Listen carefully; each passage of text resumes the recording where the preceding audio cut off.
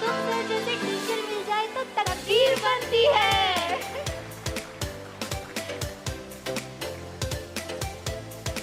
अब आगे बढ़ते हैं।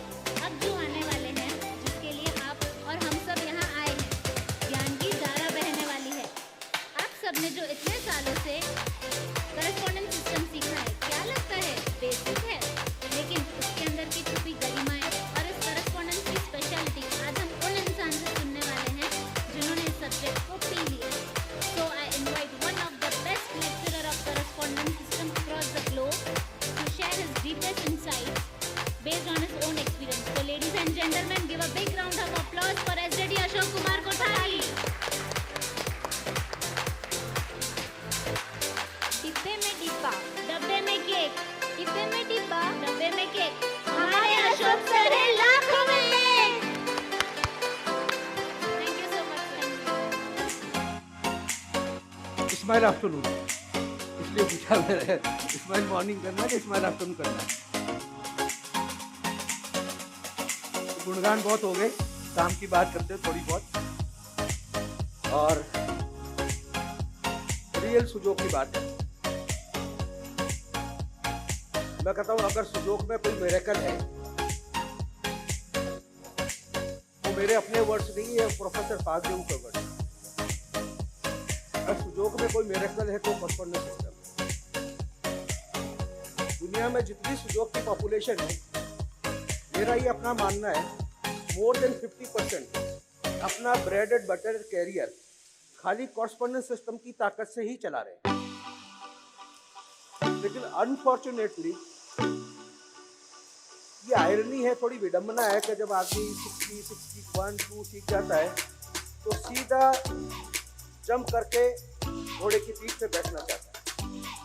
जो काम सुई से हो जाता है, हमारे कहावत है, तो उसके लिए तलवार कितनी लगती। और energy system in any case, energy system in any case is a very subtle subject. It should not be disturb unnecessary. बिना मतलब के एनर्जी सिस्टम को कभी छेड़ना नहीं चाहिए। तो हमारे करस्पॉन्डेंस सिस्टम से जो काम हो सकता है उसके लिए बाकी क्यों। तो आज हम करस्पॉन्डेंस सिस्टम को थोड़ा सा नए पर्सपेक्टिव से देखेंगे। करस्पॉन्डेंस सिस्टम है, आप सब लोग जानते हैं, आई होप के ज़्यादातर लोग करस्पॉन्डेंस सिस्टम जानते हैं। और आई ऑल्सो बिलीव के आप में से कुछ लोग मुझसे ज़्यादा भी जानते होंगे करस्पॉन्डेंस सिस्टम के बारे में।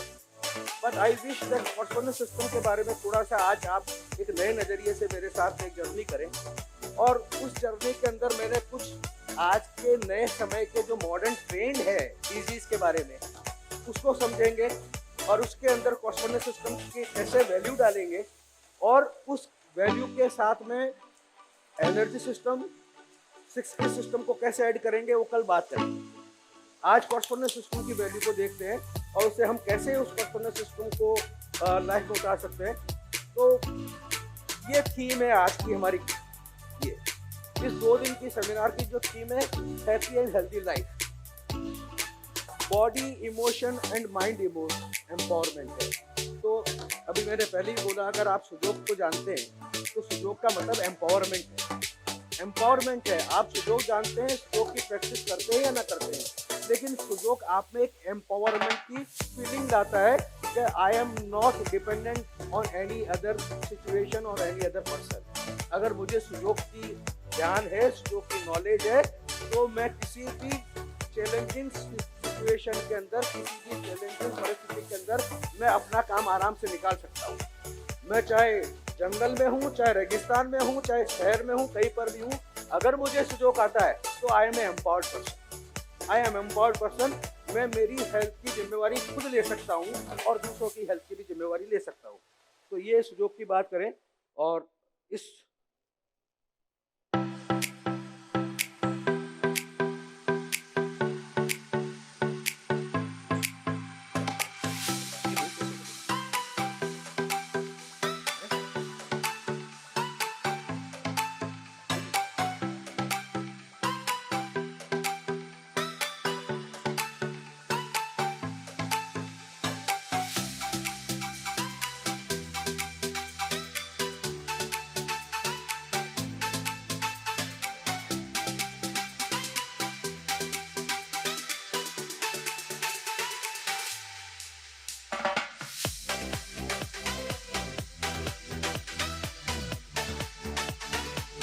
तो हम शुरू करें इस प्रोग्राम को। उसके पहले सबसे पहले हमारा नमन है, हमारी आदरांजलि है, ट्रिब्यूट है प्रोफेसर पाकदेव को, जिसकी वजह से हम आज यहाँ इकट्ठे हुए हैं।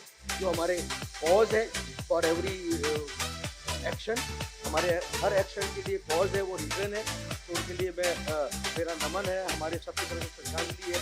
हम आप जानते हैं कि इतने बड़े फिलोसोफर हैं जिन्होंने सुडोक की साइंस के अलावा ट्राइवर्जन, फिजिकल, मेंटल, इमोशनल, स्पिरिचुअल, हर फील्ड के अंदर हम देखो, हमारी self is the centre of everything.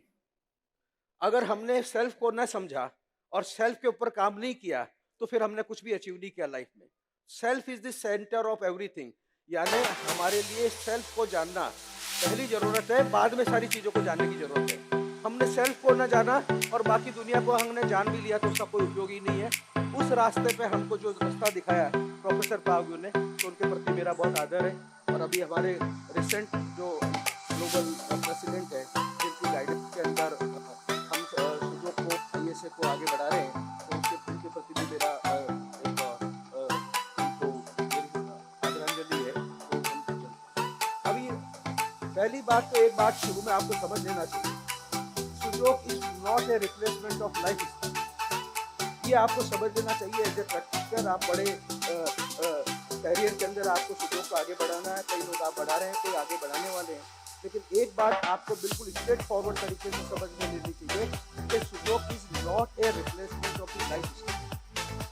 आपकी अगर लाइफ स्टाइल ठीक नहीं है, उसकी वजह से आपको रोग है, आपका आहार विहार, आपका आचार विचार अगर ठीक नहीं है, तो आपको दुनिया की कोई भी ताकत नहीं मिल सकती। तो journey start from the self.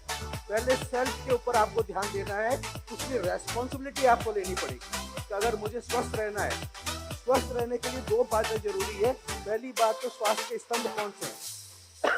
हमारे आयुर्वेदा के अंदर, हमारी वैदिक शास्त्र के अंदर शास्त्र के जो स्तंभ है, आहार विहार, मालूम है जिसको कहते हैं आहार विहार, यानी सबसे पहली जरूरी है न्यूट्रिशन। तो अगर न्यूट्रिशन की वजह से कोई रोग है, न्यूट्रिशन की कमी की वजह से रोग है, उसमें सुडोक या कोई भी सिस्टम काम नहीं करेगा। फिर दूसरा है आचार विचार। तो आजकल तो आचार विचार पे ही है ना, हमारा जो माइंड की एक्टिविटीज है, हमारा स्ट्रेस लेवल है, ये हमारा आचार विचार है। हम कैसे आचार है, हमारा विचार कैसा, हमारा थॉट प्रोसेस है, वो हमारी दूसरी जरूरत है। और तीसरी, अगर आपने पढ़ा है तो 130 साल की स्टडी हुई है, अभी रिसेंटली में पब्लिश हुई है मेडिकल स्टडी, 130 साल से चलाई जा रही थी कि हेल्थ के लिए सबसे इंपॉर्टेंट क्राइटेरिया क्या हो सकते हैं। मेडिकेशन अच्छा है, अच्छा सपोर्ट है, रिचनेस है, या एजुकेशन है, या और क्वालिटी ऑफ लाइफ है। ये 130 साल तक स्टडी चली है। रिसर्च स्टडी की बात कर रहा हूँ, अभी रिसर्च में पिछले हफ्ते ही पढ़ी है मैंने, पब्लिश हुई है पिछले हफ्ते, 130 साल पुरानी। ये मैंने रेड रॉक से लिखा है, वो बहुत जरूरी है हेल्थ के लिए, जिसको कहते हैं companionship. Loneliness is the biggest cause of the disease. अकेलापन, एकांत और अकेलेपन में फर्क है। एकांत, आप मेडिटेटिव स्टेट में हो, एकांत और अकेलेपन में फर्क है। तो ये जो अकेलापन की जो प्रॉब्लम है, जो आज बहुत ज्यादा न्यूक्लियर फैमिलीज हैं, सब जॉइंट फैमिली का टूट गया, और वर्चुअल फैमिली है आजकल। क्या है, पूरा दुनिया जो वर्चुअल लाइफ के अंदर जी रही है, वर्चुअल फ्रेंड्स हैं, वर्चुअल एक्शंस है, वर्चुअल इंटरेक्शंस है, और AI आने के बाद में तो फ्रेंड भी वर्चुअल हैं, आपकी वाइफ भी वर्चुअल है, पार्टनर भी वर्चुअल है।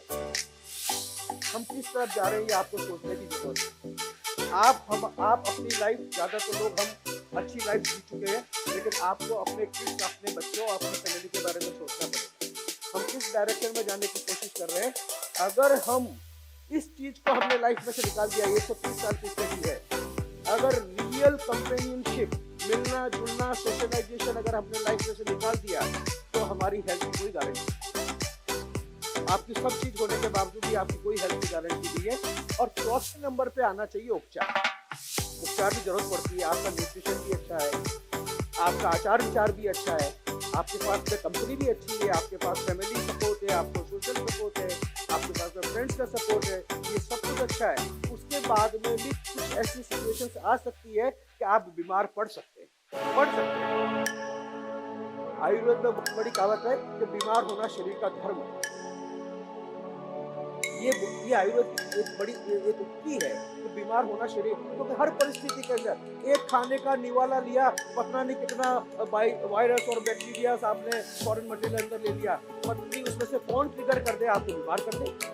आपने सब कुछ केयरली ट्रिगर कर सकता है। आप बाहर जा रहे हैं, पॉल्यूशन के अंदर है, आप परिस्थिति से कितना शिकार होकर बीमार पड़ सकते हैं, तो उपचार चौथे नंबर पे। लेकिन आज का जमाना क्या हो गया, हमने उपचार को क्या कर दिया, पहले नंबर पे उपचार है, दूसरे नंबर पे भी उपचार है, तीसरे नंबर भी उपचार है, और ये बेचारे आहार विहार आचार विचार और ये तो कई किसी नंबर पे ही नहीं है। तो आपको मैं पहली बात जो शुरू करेंगे, बाद में बहुत हम आगे गंभीर चर्चा भी करेंगे, लेकिन ये बात as a therapist, as a practitioner, as a person आपको समझ में आना चाहिए, no therapy including sudoku is the replacement of life style में आपकी वजह से अगर आपको रोग है तो वो रोग आपको भुगतने ही पड़ेंगे।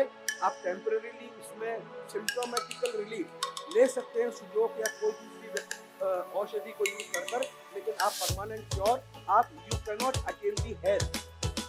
आप सिम्टोमेटिकल रिलीफ ले सकते हैं, आपको सर दर्द हुआ उसकी वजह से आपने ट्रीटमेंट किया, काम हो गया, लेकिन वापस और कुछ होगा, इसके बाद और कुछ होगा। तो कहने का मतलब है ये।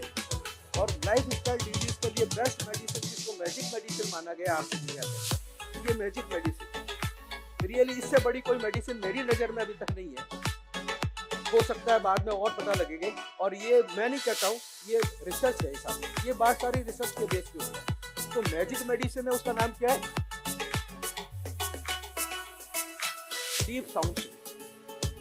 तो कहावत ही है ना, जिसको नींद आ जाए तो वो राजा से बढ़कर है, कहते ही है ना, कहावत है ना, जिसको गहरी नींद आ गई तो उसको तो दुनिया में सारे सुख मिल गए।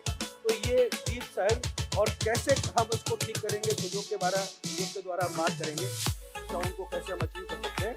लेकिन number of disease can be simply cure by sleep hygiene. अगर आपको स्लीप हाइजीन है तो बहुत सारी डिजीज आप सक्सेसफुली ठीक कर सकते हैं, इसमें बिल्कुल कोई बात नहीं। Correspondence system powerful tool for health and healing, इससे बड़ा पावरफुल टूल मैं नहीं समझता हूँ, इतना सिंपल और इतना इफेक्टिव पावरफुल टूल हो सकता है। The great spirit of healing and health, the spirit of love and remain in the hands in the feet, जैसे प्रोफेसर साहब को आप सब जानते हैं। लेकिन एक बात जो आप शायद नहीं जानते होंगे, प्रोफेसर साहब ने और कई सेमिनार में बोला है, और ये रिटर्न स्टेटमेंट है उनका, ये नीचे वाला आपको पढ़ना चाहिए। I feel regretful that still many people do not know the customary system or do not realize the importance of it. ये प्रोफेसर कार्गो के वर्ड्स हैं। तो ये रिग्रेटफुल बात है कि कस्टमर सिस्टम को कई लोग जानते नहीं है, और जो जानते हैं उसकी इम्पोर्टेंस को नहीं जानते। वो जानते तो है कस्टमर सिस्टम, लेकिन उसकी इम्पोर्टेंस को नहीं जानते। तो मैं आज उम्मीद करता हूँ कि आप उसकी इम्पोर्टेंस को जानेंगे और उसको इस तरीके से यूज करेंगे। और मिरेकल अगर आपको जीवन में देखना है, और ये नितिन वगैरह मेरी क्लास में कस्टमर सिस्टम रहे हैं, मैं हमेशा एक वर्ड विदाउट बार यूज करता हूँ। जिंदगी में हमने मिरेकल खुद नहीं देखे जा सकता। मिरेकल हमेशा पड़ोसी के पास होता है, पड़ोसी के पास, अरे उससे ऐसा हो गया, उसके हो गया, अरे हमारे कभी नहीं होता, उनसे सबको होता है। यानी मिरेकल पड़ोसी के पास होता है, हमारे पास नहीं होता जीवन में। मिरेकल सुनते हैं, होता नहीं है। लेकिन अगर आपको मिरेकल होते हुए देखना है, मिरेकल होते हुए देखना है, तो ये आपके पास नहीं है। जीवन में मैंने जीवन के अंदर हमारी क्लिनिकल प्रैक्टिस के अंदर 20 साल 25 साल क्लिनिकल प्रैक्टिस में ऐसे केसेस जिसको अंदर से मैंने सोचा शायद नहीं हो पाएंगे, कोई हालत नहीं थी, जिसको सारी मेडिकल सिस्टम, सारे मेडिकल के जितने एडवांस टेक्निक सबने जिसको डिस्कार्ड कर दिया हो, और वो कस्टमर सिस्टम से ठीक हो जाए। ये मेरे लिए पहले भी मिरेकल था, आज भी मिरेकल है। फ्रैंकली स्पीकिंग, मैं उसको लॉजिकली रीजनली तय नहीं कर पाता हूँ ये हुआ कैसे, ये हुआ क्यों, कैसे हुआ। ऐसा तो नहीं कि वो मेरे पास आने से ठीक हो गया, वो इंतजार कर रहा था कि मैं ठीक करूँ उसको। 10 साल की बीमारी, ऐसा भी नहीं कि कोई 4 दिन की बीमारी हो, 10 साल की बीमारी, 15 साल की, बाई वर्क होने वाली डिजीज, वो कस्टमर सिस्टम ठीक हो गई। और थोड़ा सा अगर आपके पास में सुजोग थेरेपी की किताब है, अगर आपके पास में प्रोफेसर कार्गो की रिटर्न बुक है, उनके पहले के 20-25 पिक्चर्स है, उसमें प्रोफेसर कार्गो के ठीक हुए क्लिनिकल केसेस उन्होंने लिखे हुए 2-2 लाइन में। ब्रेस्ट कैंसर, माइग्रेन, इतनी तरह की लाइलाज बीमारियों का उन्होंने कॉस्पोंडेंट सिस्टम से प्रोफेसर कार्गो ने खुद ने की, खाली कॉस्पोंडेंट सिस्टम से। ये एनर्जी फ्लो थेरेपी, 6 ये डाइवर्जेंट कॉन्शियसनेस ट्रीटमेंट ये बहुत लेटर डेवलपमेंट है। प्रोफेसर ताऊजी की पार्क जो ऑल्टरनेटिव मेडिसिन की जो जर्नी है हमारी, वो कॉस्मोटिक सिस्टम से शुरू होती है और cosmetic system is the greatest discovery in the field of medicine, greatest discovery of the field of medicine. और एक बात और जो मैंने रिसेंटली भी कहना शुरू कर दिया, और ये मेन बात कहने के पहले मैं शुरू करना चाहता हूँ, भोपाल की सेमिनार की बात है। भोपाल की सेमिनार मैं था उसके अंदर। प्रोफेसर पार्क जब भी क्लास हमने I am the lucky person that I learn the cosmetic system by professor Park, उनसे ही सीखा है। और 1994 जुलाई 1994 में when I attended first time class of professor Park, I still remember I have lot of problem because problem of the accent. वो जीवन में मेरी पहली अंग्रेजी की क्लास सुन रहा हूँ, अंग्रेजी का लेक्चर सुन रहा हूँ जीवन में पहली बार। मैं किसी का लेक्चर पूरा अंग्रेजी में सुन रहा हूँ पहली बार, और वो भी कोरियन एक्सेंट में, और वो भी विदाउट एनी मेडिकल बैकग्राउंड के। वो तो, और वो भी 7 दिन में लेवल 1, लेवल 2, लेवल 3, लेवल 4, 60 तक, ब्रांच 60 तक। कितने दिन में? 7 दिन में। और रोज की क्लास कितने घंटे की? 4 घंटे की, 28 घंटे की। तो 28 घंटे में क्या पढ़ा हमने? कॉर्स्पॉन्डेंस सिस्टम, उस वक्त EFT कहते थे उसको, 60 और ब्रांच 60। आप मेरी हालत का अनुमान लगा सकते हो। अगर मैं आपको अभी रशियन में बोलना शुरू कर दूं यहाँ पर भाषा में, और रशियन में पढ़ाना शुरू कर दूं, तो आपकी जो हालत होगी उससे ज्यादा खराब मेरी हालत थी उस वक्त। लेकिन एक सेंटेंस मुझे तब भी याद था, आज भी याद है और हमेशा याद रहेगा। एक सेंटेंस उन्होंने बोला क्लास के बारे में कॉस्मोटिक सिस्टम से, cosmetic system alone can treat more than 60%। कितना बोला? 60% डिजीज के बारे में उन्होंने बोला कॉस्मोटिक सिस्टम। अब वापस आते हैं 2008 या 9 की बात है, भोपाल की। प्रोफेसर पागू ने जब ये variety of cosmetic system, eastern cosmetic system, round cosmetic system और ये ईस्टर्न कॉस्मोटिक सिस्टम बुक है, वो रिलीज हुई कॉस्मोटिक। तो ईस्टर्न कॉस्मोटिक सिस्टम की बुक का जब रिलीज हुआ तो प्रोफेसर पागू ने एक सेंटेंस बोलना शुरू किया कि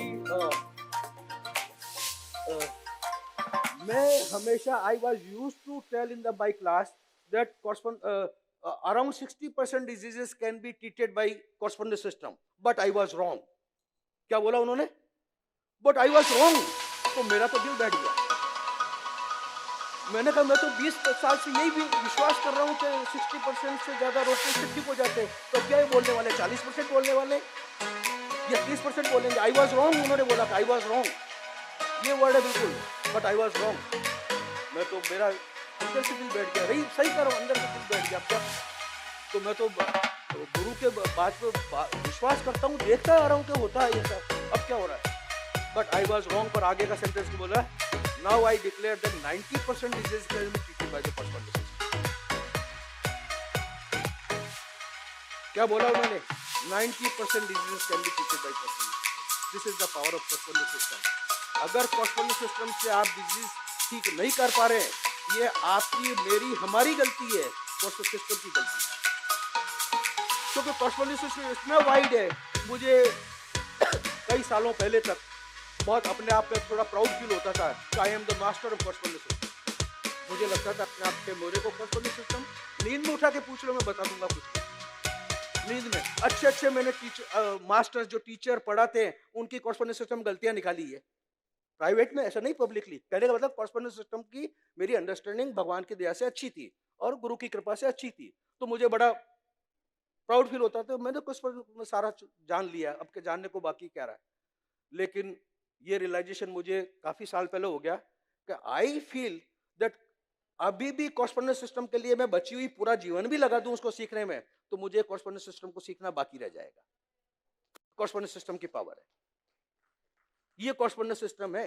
तो ये आपको ध्यान रखने के बाद है, cosmetic system is never ending learning, never ending learning है। आप सीखते चले जाएंगे, आप आनंद करते चले जाएंगे और उसके अंदर आपको मजा आता ही शुरू हो जाएगा।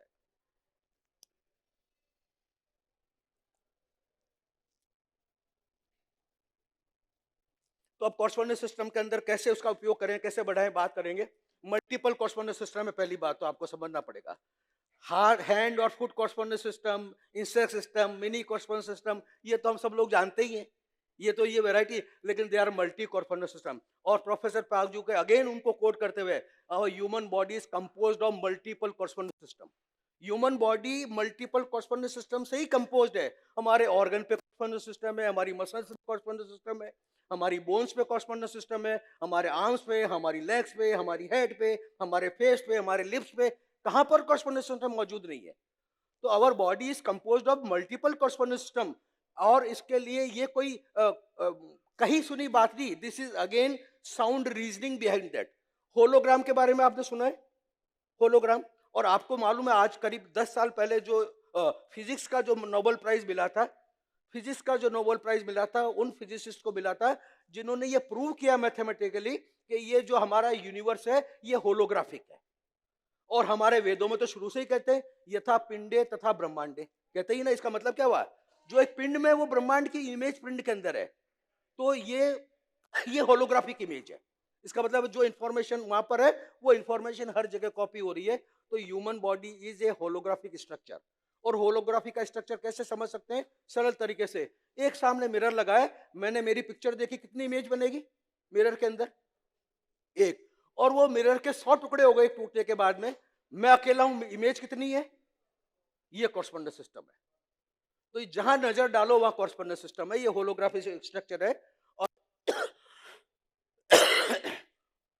ये एक और बड़ी डॉक्टर प्रभु है यहाँ पर, उनसे मैंने समझा, इन्होंने बड़ा इसके बारे में भी एक बता, फ्रैक्टल फील्ड थ्योरी। ये भी एक साइंस की बड़ी खोज है। क्या कहती है थ्योरी? क्या कहती है? Fractal field therapy explains the multiple correspondence system. ये मल्टीपल कॉरस्पॉन्डेंस सिस्टम के एग्जिस्टेंस को ये प्रूव करती है। ये क्या कहती है? Fractal is never ending pattern that is created by repeating the process over and over again. यानी एक पैटर्न हमेशा रिपीट होता जाता है, वो इंफॉर्मेशन। यानी बॉडी का कॉरस्पॉन्डेंस सिस्टम फेस पे, आर्म पे है, लेग पे है, फिंगर्स पे है, फिंगर टिप्स पे है, उसके ऊपर वाले पे, वो इंफॉर्मेशन रिपीट, कीप रिपीटिंग। और ये फ्रैक्टल फील्ड थ्योरी है। तो correspondence system can be reasonably prove by the theory of the fractal field theory. तो ये अप्लाइड किनेसियोलॉजी, बहुत लोग प्रैक्टिस करते हैं ना, मसल्स एक्सरसाइज करते हैं ना, हाथ में कुछ लेते हैं कि ये मेडिसिन आपको सूट करेगी कि नहीं करेगी, फिर मसल्स स्ट्रेंथ देखते हैं। ये इंटरनल ऑर्गन है, मेरा हार्ट के लिए मसल काम करेगी कि नहीं करेगी, तो वो एक मेडिसिन के साथ में मसल टेस्टिंग करते हैं, किनेसियोलॉजी कहते हैं। तो वो भी क्या करते हैं, अगर वो मसल्स हार्ट की हेल्थ के लिए इंफॉर्मेशन आपको दे रही है, तो इसका मतलब है वहां पर हार्ट का कॉरस्पॉन्डेंस रिलेशनशिप उनसे मौजूद है। Every muscles of the body is representative internal organ. ये थ्योरी क्या कहती है? हमारी मसल्स इंटरनल ऑर्गन का रिप्रेजेंटेशन है। तो ये भी क्या है? कॉरस्पॉन्डेंस सिस्टम है। तो कॉरस्पॉन्डेंस सिस्टम के बारे में ये जानते ही, ये तो पुरानी येलो एम्प्रेस क्लासिक की सबसे फेमस फोटो है कि हमारे फेस के ऊपर पूरी ह्यूमन बॉडी का प्रोजेक्शन मौजूद है। ये भी कॉरस्पॉन्डेंस सिस्टम है। और डायग्नोसिस के अंदर प्राचीन काल में, स्पेशली चाइनीज मेडिसिन के अंदर इसका एविडेंटली यूज किया गया, इसको अच्छी तरीके से यूज किया गया। तो ये टंग का कॉरस्पॉन्डेंस सिस्टम है, टंग के ऊपर हमारा कॉरस्पॉन्डेंस सिस्टम मौजूद है। ईयर के ऊपर डॉक्टर नोजियर, ईयर कॉरस्पॉन्डेंस सिस्टम है। ये हमारे जो प्रोफेसर पाजू ने जो बाद में डेवलप किए, जिसको होमो एनर्जी सिस्टम कहते हैं, कि homo wants to maintain the sameness. तो उस फोर्स की वजह से, होमो फोर्स की वजह से क्या है? Homo force is force of survival to keep the existence maintain. वो सिचुएशन क्रिएट करती है चीजें से चीजें बदले नहीं, रिलेशनशिप बदले नहीं। तो इसकी वजह से मल्टीपल कॉरस्पॉन्डेंस सिस्टम, होमो सिस्टम, फेस के ऊपर, आईब्रोज के ऊपर, ईयर के ऊपर अलग अलग तरह के कॉरस्पॉन्डेंस सिस्टम है। ये होमो सिस्टम आप लोग सब इन्होंने इसके बारे में जाना है, थ्योरेटिकली देखते हैं, उसका प्रैक्टिकल यूज क्या करेंगे वो बाद में देखना शुरू करेंगे। राउंड कॉरस्पॉन्डेंस सिस्टम, जहां नजर डालो वहां पर एक कॉरस्पॉन्डेंस सिस्टम है। जहां पर एक नजर डालो, हाथ के अंदर कॉरस्पॉन्डेंस सिस्टम, फेस के अंदर, नोज के ऊपर, नोज की टिप के ऊपर, फुल नोज के ऊपर, सब तरह कॉरस्पॉन्डेंस सिस्टम मौजूद है। ये फिर आ दो स्टेम कॉरस्पॉन्डेंस सिस्टम। आप किसी भी पर्टिकुलर पार्ट के ऊपर एक ऑर्गन का ट्रीटमेंट कर सकते हैं, पूरी बॉडी का ट्रीटमेंट कर सकते हैं। ये मल्टीपल कॉरस्पॉन्डेंस सिस्टम है। फिर ये ISO system, macro system, heart का treatment, heart correspondence system kidney के ऊपर, हार्ट कॉरस्पॉन्डेंस सिस्टम ट्रंक के ऊपर, पूरी हार्ट की कॉरस्पॉन्डेंस सिस्टम। तो इस तरीके से अलग अलग कॉरस्पॉन्डेंस, ब्रेन के अंदर ह्यूमन बॉडी का कॉरस्पॉन्डेंस सिस्टम, ईयर के अंदर जो डॉक्टर नोजियर्स का ईयर कॉरस्पॉन्डेंस सिस्टम अलग है, लेकिन प्रोफेसर पाक जो ने जो बताया हेड अप और हेड डाउन, तो head up year correspondence system, और ये हमारा well known standard correspondence system, ये तो हम जानते हैं, इसके बारे में कुछ ज़्यादा करने की बात नहीं है। लेकिन ये arm and leg correspondence system, ये आर्म और लेग कॉरस्पॉन्डेंस सिस्टम के मैं इसलिए बता रहा हूँ कि इसके बारे में आज हम चर्चा करेंगे कि उसको कैसे इफेक्टिवली ट्रीटमेंट के अंदर प्लान कर सकते हैं और उसका कैसा बेनिफिट है। आर्म और लेग के अंदर हमारा हैंड पार्ट जो है, हेड है, फिर चेस्ट है, एब्डोमेन है, अपर आर्म चेस्ट है, लोअर आर्म एब्डोमेन है। तो ये सारी पिक्चर्स अवेलेबल है, लेकिन जो बिगनर्स हैं उनको देखना चाहिए कि कॉरस्पॉन्डेंस सिस्टम कितने तरीके हैं। हमारी पूरी आर्म के अंदर ह्यूमन बॉडी का कॉरस्पॉन्डेंस सिस्टम मौजूद है, हमारा लेग के ऊपर ह्यूमन बॉडी का कॉरस्पॉन्डेंस सिस्टम मौजूद है, और आर्म और लेग के कॉरस्पॉन्डेंसेस हमारे यहाँ पर है फिंगर के ऊपर, तो हमारा ये इंसेक्ट कॉरस्पॉन्डेंस सिस्टम मौजूद है। तो इस तरीके से ये कॉरस्पॉन्डेंस सिस्टम मौजूद है। ये फिर अभी हमने ज़्यादातर जो यूज करते हैं इंडिविजुअल कॉरस्पॉन्डेंस सिस्टम, लेकिन दोनों आर्म को मिलाकर एक कॉरस्पॉन्डेंस सिस्टम है, दोनों आर्म को फ्रंट बैक मिलाएं तो अलग तरह से कॉरस्पॉन्डेंस सिस्टम है, राइट लेफ्ट करें तो अलग कॉरस्पॉन्डेंस सिस्टम है। तो यूनाइटेड कॉरस्पॉन्डेंस सिस्टम की अलग अलग वेराइटीज है। योगा कॉरस्पॉन्डेंस सिस्टम है, तो yoga correspondence system type 1 type 2 आप जानते हैं। पोजीशन के अंदर, उसके अंदर पूरा जो एब्डोमिनल कैविटी के जो ऑर्गन है वो अप डाउन सिचुएशन में चले जाते हैं। डायफ्राम हमारी यहाँ पर यहाँ डायफ्राम है, फिंगर्स के नीचे डायफ्राम है, तो liver, gall bladder, stomach, spleen आप देख सकते हैं उसकी पोजीशन कैसी है। और फिर जो फिंगर्स हमारे को लेग को रिप्रेजेंट कर रही है वो आर्म बन जाती है, आर्म की फिंगर्स लेग बन सकती है। तो कहने का मतलब कितनी मल्टीप्लिसिटी है, कितना मैग्नीट्यूड है कॉरस्पॉन्डेंस सिस्टम में। अब कॉरस्पॉन्डेंस सिस्टम की सक्सेस का राज क्या है कि आपको इनमें से एक successful effective correspondence system use करना है। हो सकता है किसी में स्टैंडर्ड कॉरस्पॉन्डेंस सिस्टम काम ना करे, हो सकता है मिनी कॉरस्पॉन्डेंस सिस्टम काम करे, किसी में मिनी कॉरस्पॉन्डेंस सिस्टम काम ना करे, हो सकता है आपका योगा सिस्टम काम करे, किसी में योगा सिस्टम काम ना करे कि हो सकता है उसके अंदर यूनाइटेड कॉरस्पॉन्डेंस सिस्टम काम करे। तो आप किस कॉरस्पॉन्डेंस सिस्टम को यूज करना चाहते हैं, उसका सिलेक्शन कैसे करना है उस तरीके से। ये देखो individual correspondence system of the body on the fingers, insect system हम जानते ही हैं इसके बारे में।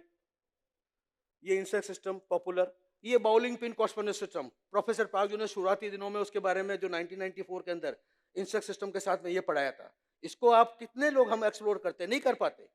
बाउलिंग कॉरस्पॉन्डेंस सिस्टम किसका मतलब है, इस फिंगर के अंदर head, neck, chest and abdomen नीचे वाला। अभी ये हेड, चेस्ट, एब्डोमेन, लेकिन ये क्या है, हेड, नेक, चेस्ट और एब्डोमेन यहाँ शामिल। तो बाउलिंग पिन कॉरस्पॉन्डेंस सिस्टम का भी बहुत यूज कर सकते हैं तो जब मौका लगे। ये फिर हेट्रोटाइप ऑफ कॉरस्पॉन्डेंस सिस्टम, ये प्रोफेसर पागजू ने, क्योंकि हमारा स्टैंडर्ड कॉरस्पॉन्डेंस सिस्टम में कुछ एरिया जो ये चेस्ट के नीचे का जो ये चेस्ट का जो थैनर एरिया, थंब के नीचे का, ये ओवरलैप्ड एरिया है। राइट हैंड में अलग ओवरलैपिंग है, लेफ्ट हैंड में अलग ओवरलैपिंग है, लेकिन उसको अगर ओवरलैपिंग को हटाएं, क्योंकि हेट्रोफिनोमेना की वजह से भी कॉरस्पॉन्डेंस सिस्टम मौजूद है, तो खाली जो हमारा थैनर एरिया है वो खाली चेस्ट है और बाकी के एरिया के अंदर एब्डोमेन है।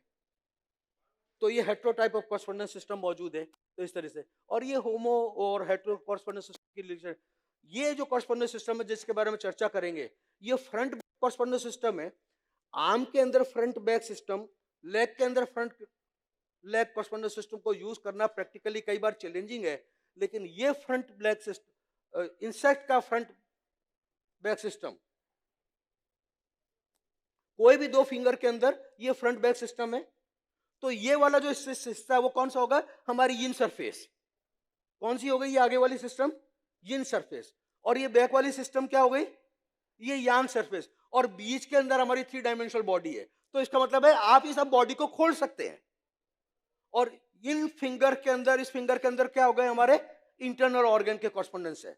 तो अगर आप इंटरनल ऑर्गन के ऊपर डीप काम करना चाहते हैं तो आप कौन सा सिस्टम यूज कर सकते हैं, ये front back insect correspondence system को सक्सेसफुली यूज कर सकते हैं, जो आज मैं एक टॉपिक के अंदर इसके लिए बताया आपको समझाने के लिए, इसको यूज करेंगे कि आज मैं ज्यादा बात करने वाला हूं लिम्बिक सिस्टम के ऊपर।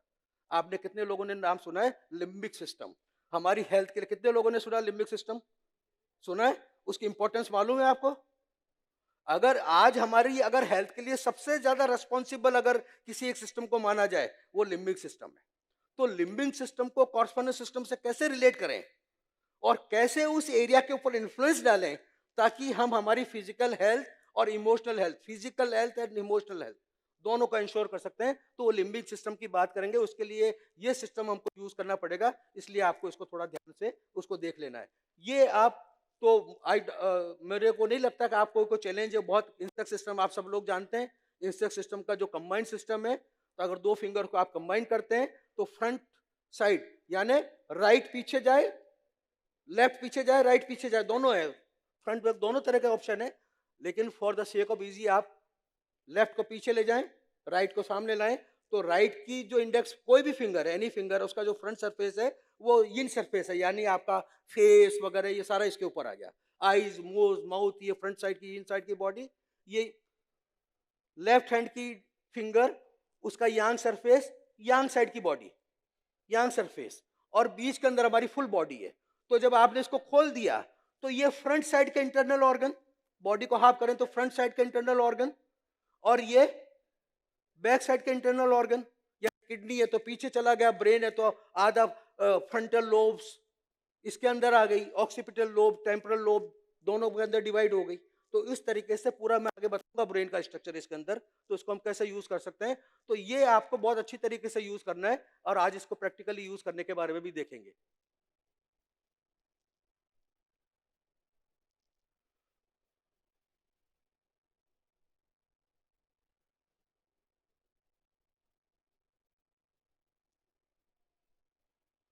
तो मैंने कहा कॉरस्पॉन्डेंस सिस्टम के अंदर बहुत बड़ी एक अपॉर्चुनिटी है।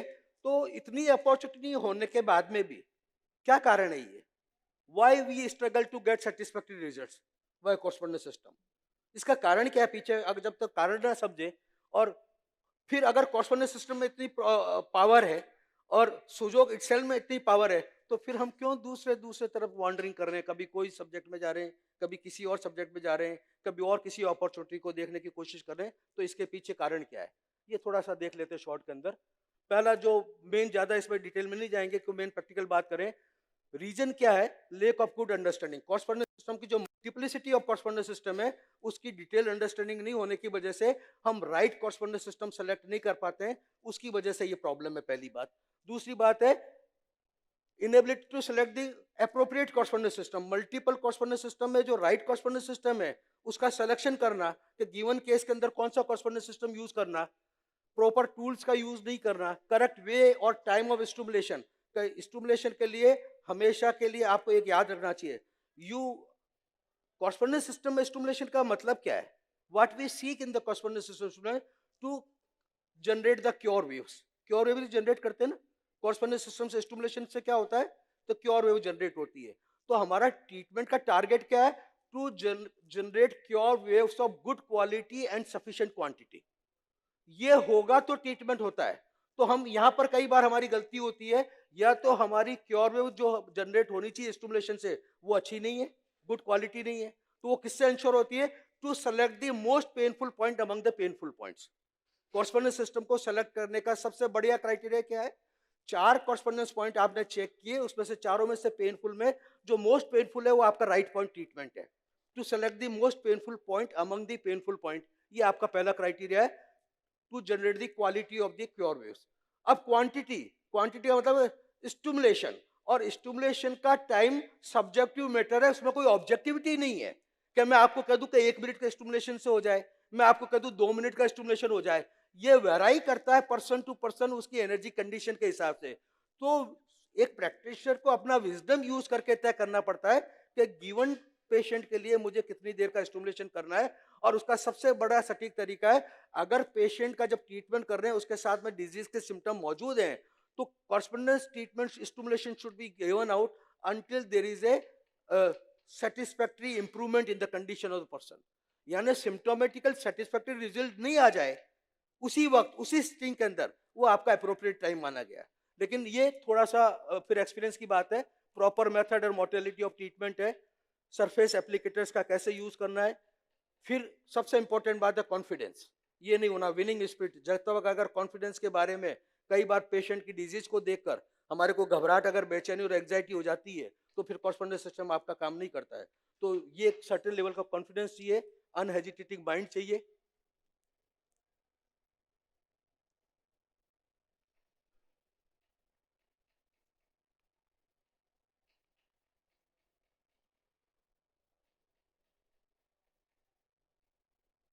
ये एसेंशियल क्वालिटीज जो हीलर की होनी चाहिए वही है, गुड अंडरस्टैंडिंग,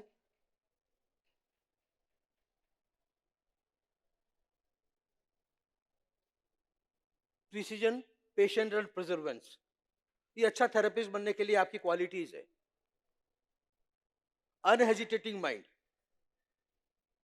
बिल्कुल जिसका जिसको कहते हैं ना अर्जुन वाली आंख, वैसा unhesitating mind. Victorious spirit, yes I can do it, confidence, और फाइनली स्माइल स्पिरिट। जो आपके पास पेशेंट आए उसके चेहरे पर आपका ये एक भाव रहना चाहिए कि कैसे मैं इसके दुख को दूर कर सकता हूं और कैसे इसको ठीक कर सकता हूं। ये स्पिरिट है, smile spirit. Essential qualities of healer हमने देखा है, गुड अंडरस्टैंडिंग,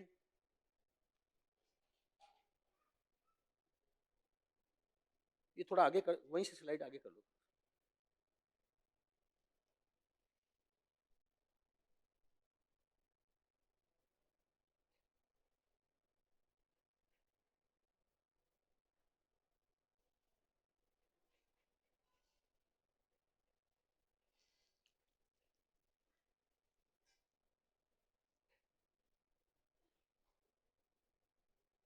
फिर अभी हमने जो मेन कॉरस्पॉन्डेंस सिस्टम की बात की, उसके अलावा कॉरस्पॉन्डेंस सिस्टम में पार्शियल कॉरस्पॉन्डेंस सिस्टम बहुत तरह के हैं, उसका यूज करना।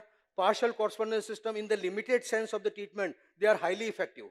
और स्पेशली ये वाला पार्ट जो कॉरस्पॉन्डेंस सिस्टम है, ये हमारे फुट का ये जो एरिया है वो मोस्ट सेंसिटिव है, क्योंकि ये डायरेक्टली फ्रिक्शन में नहीं आता है, जमीन से कांटेक्ट में नहीं आता है, एनवायरनमेंट के कांटेक्ट में कम आता है, तो ये बहुत सॉफ्ट और सेंसिटिव एरिया है। तो हमारा अपर एब्डोमेन का एरिया, अपर एब्डोमेन का जो एरिया है जिसमें liver, gall bladder, spleen, pancreas, इसका ट्रीटमेंट हम इस एरिया के अंदर कर सकते हैं, और ये कॉरस्पॉन्डेंस सिस्टम बहुत है। तो ये पार्शियल कॉरस्पॉन्डेंस सिस्टम भी समय के साथ में आपको जब यूज करना है तो उसका ये अलग दूसरा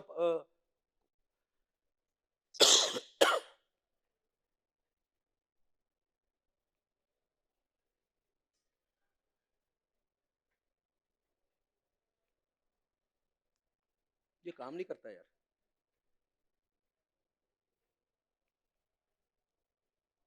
वापस पीछे ले।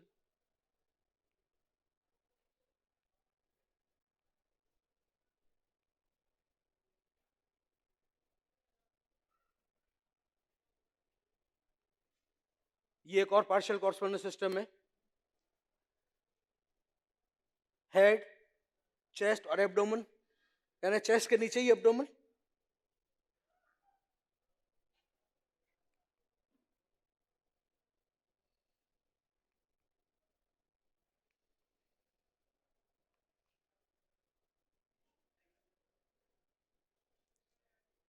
नहीं, एक एक ही करो,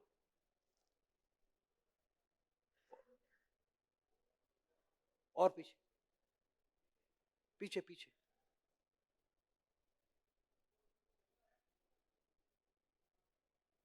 हम्म,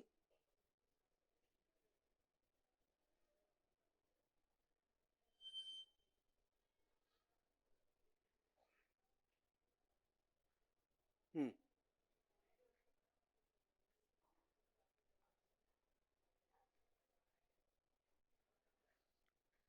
ये एक कॉरस्पॉन्डेंस सिस्टम आपको मालूम ही, एनिमल हेड कॉरस्पॉन्डेंस सिस्टम, और ब्रेन का एक बहुत बड़ा बहुत इंपॉर्टेंट इफेक्टिव कॉरस्पॉन्डेंस सिस्टम है। और आप जो ये जो 4 पॉइंट है उसके ऊपर ट्रीटमेंट की पूरी एक सिस्टम है, ट्राइरोजन मॉडल 4 पॉइंट ट्रीटमेंट सिस्टम। इसका मतलब है ये 4 पॉइंट के थ्रू, अकेले 4 पॉइंट के थ्रू आप वेराइटी ऑफ डिजीज को ट्रीट करने को एक्सप्लोर कर सकते हैं, ओनली 4 पॉइंट्स। और ये 4 पॉइंट्स की जो क्लासिकल चाइनीज एक्यूपंक्चर के अंदर है वो इंपॉर्टेंस साथ में दिखाई गई है।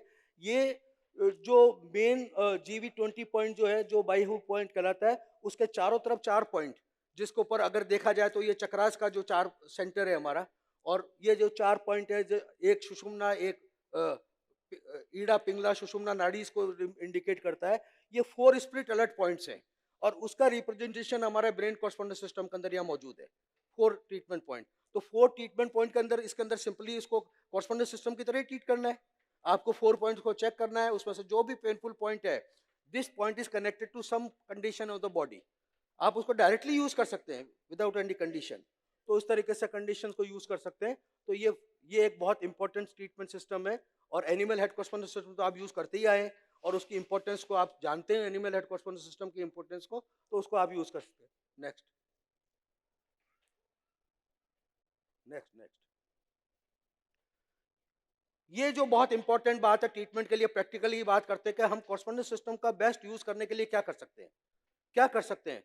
कई बार हमारे को simple correspondence system, standard correspondence system या दूसरे जो मेथड है उससे जब ट्रीटमेंट नहीं करते, उसके लिए एक चाइनीज जो मेडिसिन है, TCM का एक रूल है, थ्योरी ऑफ एक्सेस रिफ्लेक्शन। हमारी बॉडी के अंदर बहुत सारे एक दूसरे से रिफ्लेक्शन बनते हैं, उसका लिए चाइनीज मेडिसिन का रूल है, treat left through the right, right through the left, top through the bottom, bottom through the left.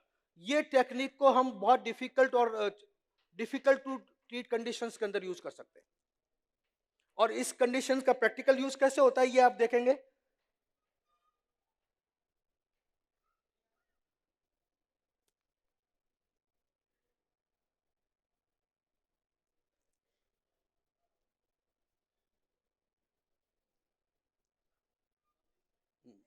ये नहीं चलता है।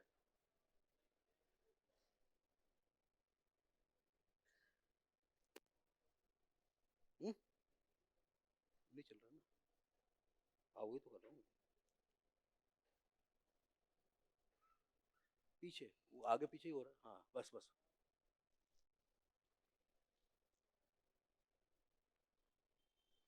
ये हम सुजोग के अंदर ये भी जानते हैं कि जो थ्योरी ऑफ जो रिफ्लेक्सेस है वो किस तरीके से थ्योरी होती है। वर्टिकल एक्सिस है, वर्टिकल एक्सिस बॉडी को किस में डिवाइड करती है, लेफ्ट और राइट में। फिर हॉरिजेंटल एक्सिस है या फ्रंटल एक्सिस है, ये बॉडी को किस में डिवाइड करती है, अप एंड डाउन में। फिर डायगोनल एक्सिस है लेफ्ट और राइट में। तो इसका मतलब है राइट का ट्रीटमेंट करना तो लेफ्ट में करना, लेफ्ट का करना तो राइट का करना। और इसको इस एग्जांपल से समझ सकते हैं और एक्सट्रीमिटीज के ट्रीटमेंट के लिए बहुत यूजफुल है। इसका मतलब है आप लेफ्ट नी का ट्रीटमेंट कॉरस्पॉन्डेंस सिस्टम के हिसाब से राइट नी पे कर सकते हैं, लेफ्ट आर्म, लेफ्ट एल्बो पे कर सकते हैं और राइट एल्बो पे कर सकते हैं। ये मल्टीप्लिसिटी है। तो जब हमारे को डिफिकल्ट कंडीशंस का सामना करना पड़े, लेफ्ट नी का ट्रीटमेंट लेफ्ट नी के कॉरस्पॉन्डेंस सिस्टम से नहीं होता है, प्राइमरी से नहीं होता है, सेकेंडरी से नहीं होता है, लेफ्ट नी का ट्रीटमेंट प्राइमरी और सेकेंडरी से नहीं होता है, तो आपके पास में क्या चॉइस है, लेफ्ट नी का ट्रीटमेंट राइट नी पे करो। राइट नी से नहीं होता, लेफ्ट नी का ट्रीटमेंट राइट एल्बो पे करो। राइट एल्बो पे नहीं होता तो किस पे करो, लेफ्ट एल्बो पे करो। तो ये थ्योरी ऑफ रिफ्लेक्शन, ये कॉरस्पॉन्डेंस सिस्टम में जो चैलेंजिंग सिचुएशन है उसको कंट्रोल करने का, उसके अंदर रिजल्ट्स लेने का एक बहुत बड़ा अपॉर्चुनिटी है जिसको आपको एक्सप्लोर करना चाहिए। और आई डाउट ज्यादातर हम प्रैक्टिशनर्स इस थ्योरी ऑफ रिफ्लेक्सेस को काम में नहीं लेते। और इसको प्रैक्टिकल तरीके से एक और तरीके से देख सकते हैं, ये खाली एक्सट्रीमिटीज के लिए नहीं है। तो इसका मतलब है अगर लीवर की प्रॉब्लम है, गॉल ब्लैडर की प्रॉब्लम है, तो गॉल ब्लैडर की प्रॉब्लम का कॉरस्पॉन्डेंस सिस्टम राइट के अंदर है, तो राइट में ट्रीटमेंट नहीं हो तो उसका ट्रीटमेंट किस में करो, लेफ्ट में करो। राइट में नहीं होता है, लेफ्ट में नहीं होता है, तो उसका ट्रीटमेंट क्या करो, डायगोनल करो। डायगोनल करा है तो अप एंड डाउन करो। तो ये आपके पास एग्जांपल है गॉल ब्लैडर का। आई का ट्रीटमेंट है, राइट आई का ट्रीटमेंट की जगह लेफ्ट आई का ट्रीटमेंट, राइट आई का बॉटम का ट्रीटमेंट, टॉप का ट्रीटमेंट। और यहाँ पर आपको एक नोट लिख लेना, बहुत इंपॉर्टेंट बात बता रहा हूँ, और जो मेडिकल साइंस भी जिसको सपोर्ट करती है आपको भी आगे से ध्यान रखना चाहिए। ये सारी condition difficult to treat condition है। इसको क्या कहते हैं, थ्योरी ऑफ एक्सेस। और थ्योरी ऑफ एक्सेस तो आप भी जानते हैं, विंड की एक्सेस किससे है, किससे विंड की एक्सेस, ह्यूमिडिटी से। हीट की एक्सेस किससे है, और कोल्डनेस की एक्सेस किससे है, कोल्डनेस की एक्सेस किससे, हॉटनेस से।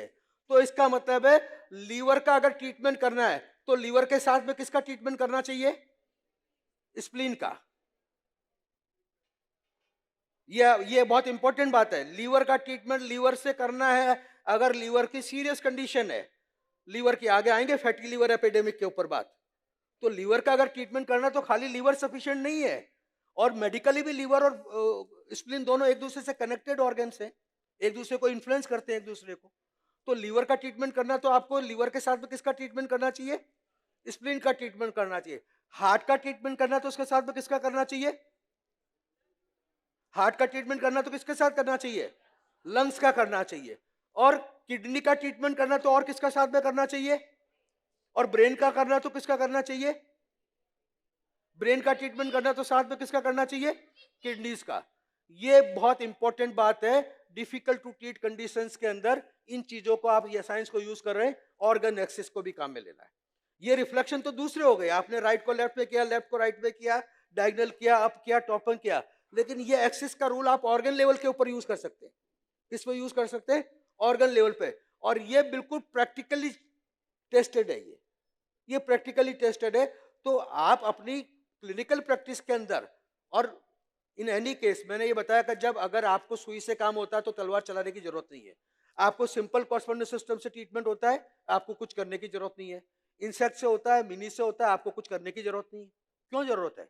लेकिन वो कंडीशन जो आपके हिसाब से आपको मुश्किल का सामना करना पड़ रहा है जिसको ट्रीटमेंट करने के लिए, ऐसी कंडीशन में आपको एक्सप्लोर करना चाहिए मल्टीपल कॉरस्पॉन्डेंस सिस्टम। पहली बात, आपको उसकी जगह जो पार्शियल कॉरस्पॉन्डेंस सिस्टम्स हो, दूसरी तरह के कॉरस्पॉन्डेंस सिस्टम, उसको यूज करना, और उसके साथ खास के अंदर इस नॉलेज को इनकॉर्पोरेट करना, थ्योरी ऑफ एक्सेस को। और थ्योरी एक्सेस के अंदर मैंने कहा राइट लेफ्ट, लेफ्ट राइट, ये तो एक्सट्रीमिटीज में इजीली काम में ले लोगे, लेकिन ऑर्गन के लिए बहुत मुश्किल काम है, इंटरनल ऑर्गन के लिए। तो इंटरनल ऑर्गन के लिए इस थ्योरी को काम में ले सकते हैं कि किस तरह के ऑर्गन के बेस के ऊपर काम में ले सकते हैं। एक जो इंपॉर्टेंट बात है, similarity between body and figure, आप जानते ही हैं।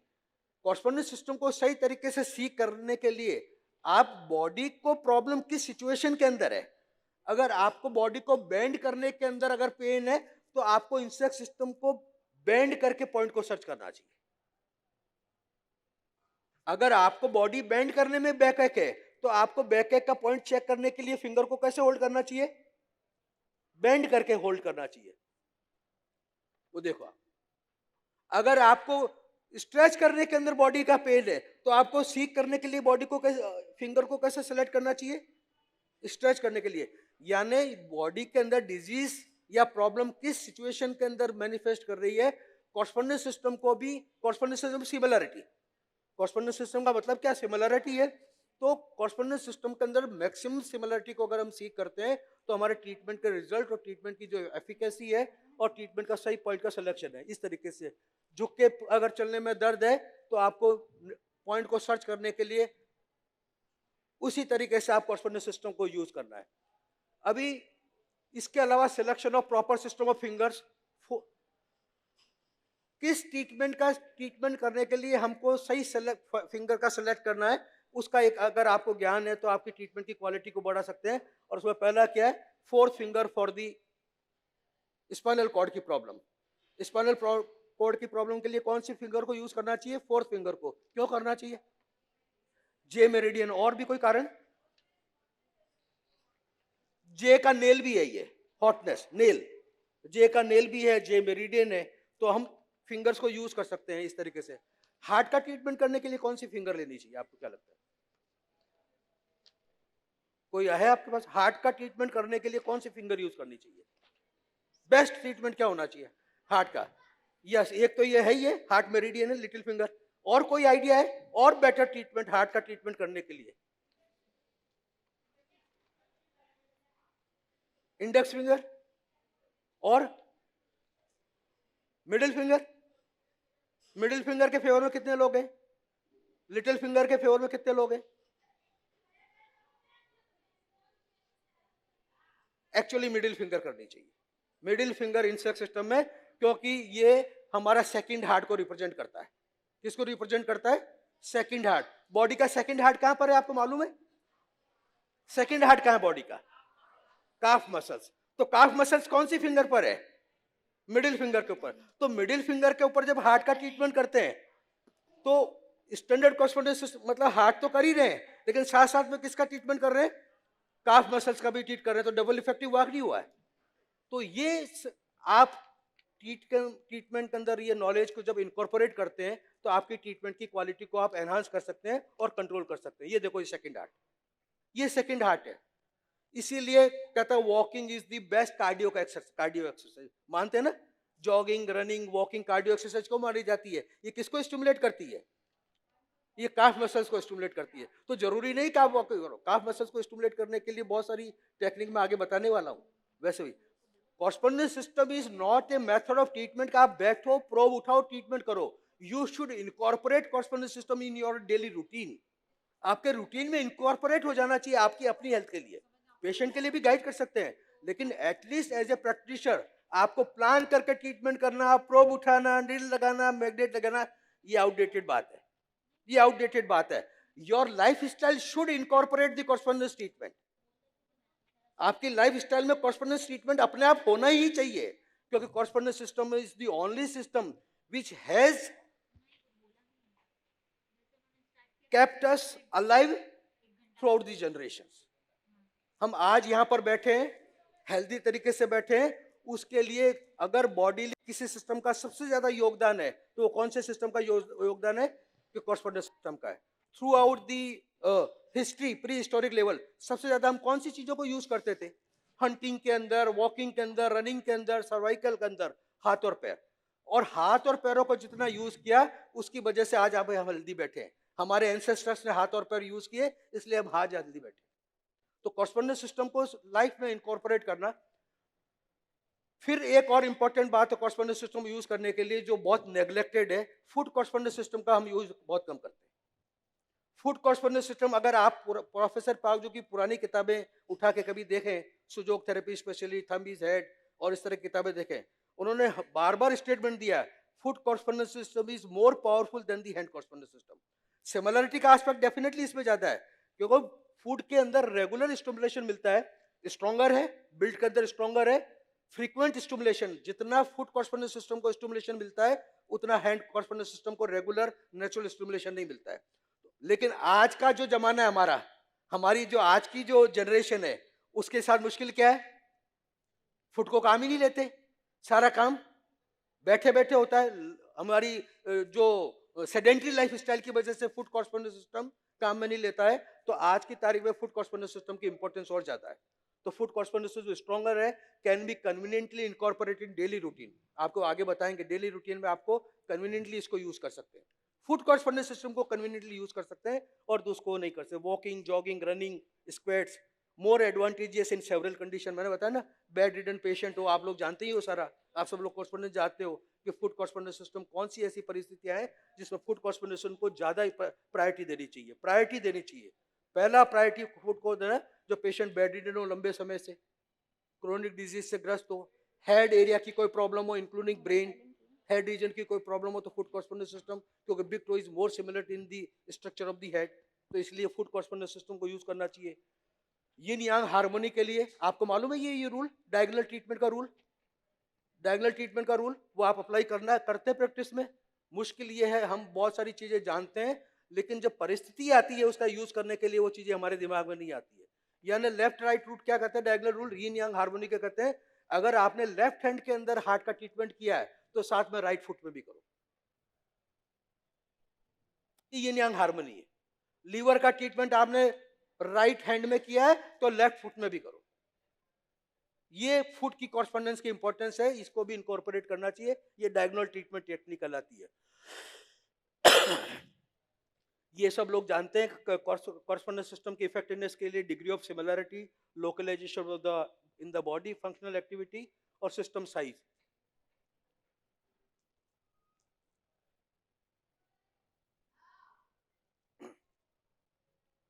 ये ट्रीटमेंट को इफेक्टिव बनाने के लिए प्रॉपर यूज ऑफ मॉडलिटीज की भी बहुत जरूरी है। उसके लिए सबसे ज्यादा तो आप सब लोगों का पसंद का सब्जेक्ट है, सब लोग जानते हैं सीड्स का कैसे यूज करना।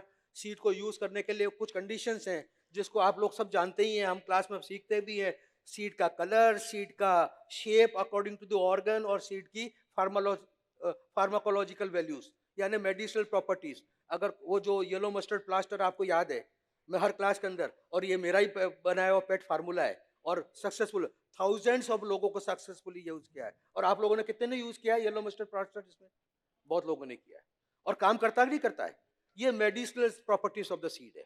ये मेडिसिनल प्रॉपर्टी ऑफ सीड। तो ऐसी कोई भी मेडिसिनल प्रॉपर्टीज अगर आपको मालूम है तो आप इनकॉर्पोरेट करते हो सीड के साथ में। लेकिन जो एक सरल तरीका है सीड को यूज करने का, बिल्कुल सरल तरीका है, क्रोनिक डिजीज के केस के अंदर ब्राइट कलर के सीड को यूज करना है। पुराने जो लॉन्ग लास्टिंग डिजीज है उसके लिए कौन से कलर के यूज करने हैं सीड? कलर के हिसाब से ब्राइट कलर के सीड। और एक्यूट डिजीज है तो कौन से कलर के यूज करने? डार्क कलर के, ब्लैक है, डार्क ब्लू है, ब्राउन कलर के यूज है। और स्प्राउटेड सीड यूज कर सकते हैं, but sprouted seed are not meant for the stimulation. उसको लगाकर दबाने की जरूरत नहीं है, they are just for applying to the correspondence area. ये स्प्राउटेड सीड है, जैसे मेडिसिनल प्रॉपर्टी है, जैसे अपन येलो मस्टर्ड प्लास्टर लगाते हैं, दबाते थोड़ी हैं, खाली लगा के छोड़ देते हैं ओवरनाइट। ऐसे ही स्प्राउटेड सीड को भी कॉरस्पोंडेंस एरिया पे लगाया जा सकता है, स्पेशली उस एरिया पे जहां पर डीजनरेटिव प्रोसेस है। डिजीज के किसी भी एरिया में डीजनरेटिव प्रोसेस है, लिवर सिरोसिस है या किडनी के ऊपर शिंकेज है, किडनी का फंक्शनल लॉस ऑफ किसी ऑर्गन है, डीजनरेटिव प्रोसेस। क्योंकि स्प्राउटेड यानी विंड एनर्जी, हमारे सिक्स की भाषा में बात करें तो स्प्राउट्स का क्या मतलब है? Wind energy. Wind energy creates new things, regeneration की पावर है। तो रीजनरेशन का प्रोसेस जहां पर भी आपको डालना है वहां पर कौन से सीड लगाना चाहिए? स्प्राउटेड सीड उस जगह अप्लाई कर सकते हैं। ये सीड्स है। सीड थेरेपी इफेक्टिवली सक्सेसफुली, आपको मालूम है इसका यूज कैसे यूज करना है, ज्यादा इस पर डिटेल में नहीं जाएंगे क्योंकि आगे बात। Shape of the seed, colour of the seed, six की प्रॉपर्टीज ऑफ द सीड, वो सिक्स की में बात करेंगे, सिक्स की properties. Health regulation bye seed और प्लांट, ये बहुत सारी चीजें हैं। बकवीट के सीड, सब्जा सीड के आप यूज करना, मैंने ये ऑलरेडी पब्लिक डोमेन में ये मेरे लेक्चर्स हैं, आप चाहे तो देख सकते हैं इसके अंदर। बहुत मजेदार सब्जेक्ट है, बहुत मजेदार है। ओबेसिटी से लेकर एडिक्शन तक कितनी तरह की डिजीज आप खाली सीड से ठीक कर सकते हो।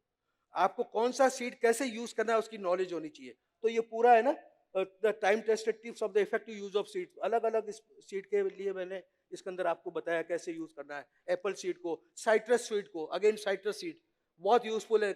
जिस जगह में आपको विंड एनर्जी क्रिएट करनी है, विंड एनर्जी क्रिएट करनी है तो साइट्रस सीड, साइट्रस सीड यानी विंड एनर्जी, तो उस जगह पे आप विंड। लेकिन आपको ये ध्यान रखना चाहिए साइट्रस सीड्स को स्टोर नहीं करना चाहिए। You can not store citrus seed, आपको इमीडिएटली विद इन 6 आवर्स उसको यूज करना है। फ्रूट को काम लेने के 6 घंटे के अंदर साइट्रस सीड को यूज करना है, अदरवाइज वो उसकी इफेक्टिवनेस खत्म हो जाती है साइट्रस सीड की। ये ध्यान रखने की है। फिर कॉरस्पोंडेंस एरिया की बाद में ये सब सीड और प्लांट की बात है। हम आगे चलते हैं। ये आप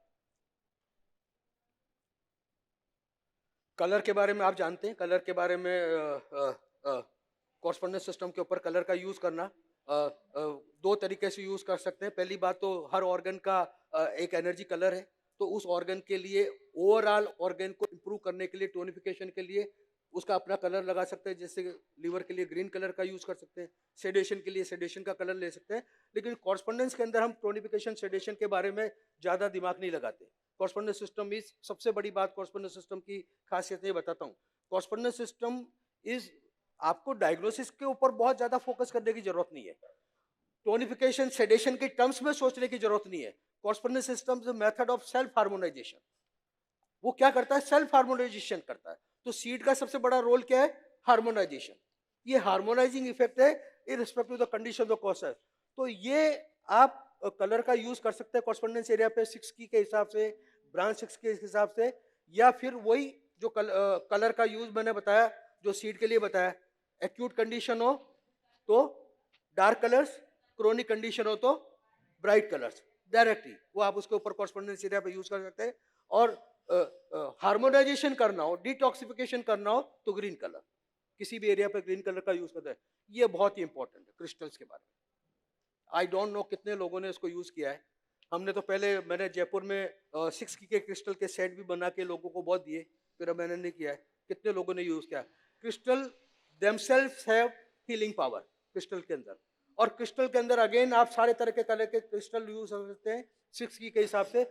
लेकिन क्रिस्टल का यूज कॉरस्पोंडेंस एरिया के ऊपर, अगर आप उसके कलर का, उसकी मेडिसिनल प्रॉपर्टीज का, उसका 6 की एनर्जीज को अगर ध्यान में न रखें तो भी क्रिस्टल को आप, जो व्हाइट क्रिस्टल है, जो क्रिस्टल्स हैं, जो व्हाइट क्रिस्टल्स हैं, उनको कॉरस्पोंडेंस एरिया पर यूज कर सकते हैं। ग्रेट ट्रिमेंडस हीलिंग पावर है क्रिस्टल के अंदर, irrespective of the condition of the disease. आप व्हाइट क्रिस्टल को यूज कर सकते हैं और उसके ऊपर, और क्रिस्टल को अप्लाई कर सकते हैं कॉरस्पॉन्डेंस एरिया पे स्टिमुलेशन के अलावा क्रिस्टल की पेंसिल्स और प्रोब यूज कर सकते हैं स्टिमुलेशन के लिए। स्टिमुलेशन के लिए क्रिस्टल की प्रोब्स और क्रिस्टल के पेंसिल्स यूज कर सकते हैं। बाय चांस की बात है, एक मेरे को जयपुर से 6 सेट आना था, लेकिन वो उसका टिकट कंफर्म नहीं हुआ तो वो जयपुर में ही रह गई। तो वो पूरी है आई क्या?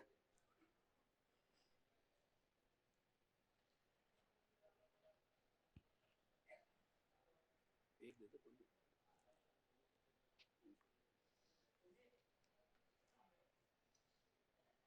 ये क्रिस्टल जैसी प्रोब है, क्रिस्टल की प्रोब है। हमने क्रिस्टल की प्रोब भी बनाई थी पहले जयपुर में, ये और भी बन के आप सैंपल के लिए मैंने मंगवाई है। तो प्रोब को भी आप क्रिस्टल का यूज कर सकते हैं और कलर्स भी इसमें यूज कर सकते हैं। इसके पे डिपेंड करता है, ये अलग अलग भी कलर्स की भी है मौजूद है।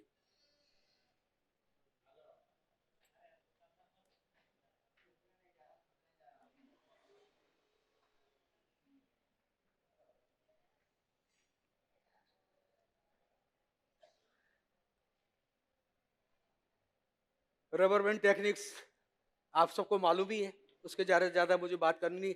एक बात जो रबर बैंड टेक्निक्स के अंदर जो आपको जो ध्यान रखने की बात है, रबर बैंड टेक्निक का मतलब है सही रबर बैंड को सेलेक्ट करना भी इंपॉर्टेंट है। रबर बैंड जो भी यूज करें उसमें रीबाउंड इफेक्ट आना चाहिए। अगर वो रबर बैंड में रीबाउंड इफेक्ट नहीं है, खाली रैप कर रहे हैं खोल रहे हैं, उसमें कोई फायदा नहीं है।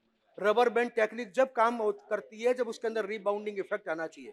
और रबर बैंड टेक्निक के बहुत सारे मेथड तो आप जानते ही ऑलरेडी, ये जानते हैं। ये देखो rubber band technique hypertensive crisis के अंदर, ये आप लोगों ने कईयों ने यूज किया ही होगा। ये नोज ब्लीड के अंदर रबर बैंड टेक्निक्स को आपने यूज किया है। ये हेडेक के अंदर, थ्रोबिंग हेडेक के अंदर इस रबर बैंड टेक्निक्स है। ये इंसोम्निया के अंदर रबर बैंड टेक्निक्स है। लेकिन जो एक रबर बैंड टेक्निक जो आप यूज कर सकते हो on any correspondence area, for any correspondence area to activate, जैसे इंसर्ट सिस्टम में स्पेशली लीवर के कॉरस्पॉन्डेंस एरिया पर रबर बैंड लगाया और आपने रिबाउंड इफेक्ट से उसको खोला। हार्ट के कॉरस्पॉन्डेंस एरिया पर रबर बैंड लगाया, रिबाउंड इफेक्ट से खोला। तो एक्टिवेट करने के लिए बहुत इफेक्टिव और बहुत पावरफुल टेक्निक है रबर बैंड टेक्निक। कहने का मतलब है आपको प्लान करने की जरूरत नहीं, आप बैठे हो आपके पास में रबर बैंड किसी हाथ में आ गया, आप अपना ट्रीटमेंट रबर बैंड से करना शुरू कर सकते हो। Rubber band technique correspondence area के ऊपर, इंसेक्ट सिस्टम के अंदर, ऑर्गन के ऊपर भी यूज कर सकते हैं। ये तो इमरजेंसी टेक्निक्स है, लेकिन उसके अलावा रबर बैंड, ये आइस और कायरोथेरेपी, तो आप जानते ही आप आइस का यूज कैसे करना। अलग अलग एप्लीकेशन आप लोगों को हमने क्लास के अंदर, आप जानते हैं प्रोस्टेटाइटिस के अंदर कैसे आइस का यूज करना। चलते चलते रुक ही जा, चलता नहीं है।